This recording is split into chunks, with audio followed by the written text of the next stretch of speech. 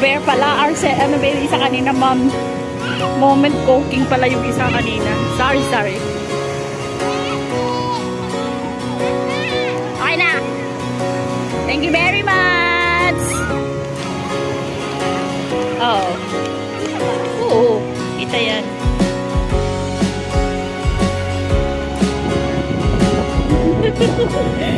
Woo! Wait. Tayo sa baba.